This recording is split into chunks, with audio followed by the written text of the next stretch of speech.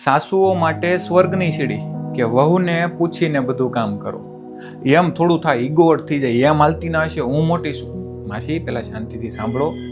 વહુને બધું પૂછીને કામ કરો. થશે શું નુકસાન? કેટલું નુકસાન થશે?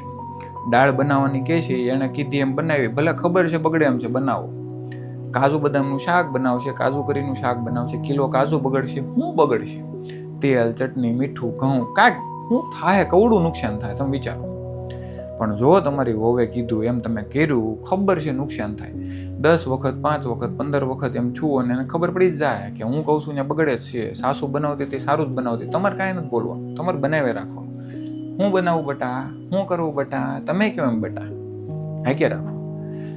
નુકસાની બહુ મોટી નહીં થાય, પણ ઇફેક્ટ છે ને એ અવડી મોટી આવશે ને, તમે ધારી નહીં હોય.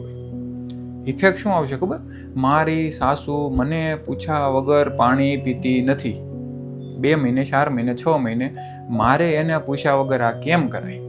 આ ઇફેક્ટ ધીમે ધીમે ધીમે ધીમે ચાલુ થશે. પણ અમુક અપવાદોને બાદ કરતા તો એ અપવાદો ગોતવા માટે આ ટ્રાય તો કરવી જ પડશે. અને નુકસાની જાહે તો શું જાહે?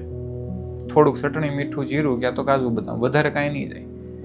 એની સલાહ તમે લેવો, તમારી સલાહ એ લે. હું થવાનું છે એ વિચારજો. બાકી તકરાર ત્યારે જ થાય મેં કીધું એમ કરવું છે તો. સાસુને સ્વર્ગમાં જવાની અથવા તો સાસુ માટે રામબાણ ઈલાજ આ છે. તમારે સાચું છે કે ખોટું એ તમારે ડિસિઝન લેવાનું છે. કે ખોટું કીધું તોય વાંધો નહીં, અમુક અપવાદોને બાદ કરતા જેટલાને જેટલું હજમ થાય એટલું જ લેવું, બધાએ બધું ન લેવું. એટલે એવું નથી કે તો બધાને લાગુ પડે છે, અમુક હોય એવા. પણ આ ઓલમોસ્ટ વાત કરું છું કે ઘરે પ્રોબ્લેમ આ જ થાય. મેં કીધું એમ છું નહીં. હવે કરવાનું શું હોય? શાક, દાળ, ભાત ને આ થોડા ઘણા નાના મોટા ડિસિઝન કે ભાઈ તું ત્યાં ન જાતી, તમે ના પાડશો તોય જવાની છે. તો મમ્મી હું અહીંયા જાઉં છું, હા જાઓ, વાંધો નહીં. તમે ના પાડવો તોય જવાની છે, તો હા પાડો નહીં. વિચારી લેજો સાચું છે કે ખોટું. કોમેન્ટ કરજો. ચાલો મળીએ એક બીજા વિડીયોમાં. શેર કરજો તમારા મિત્રો સાથે.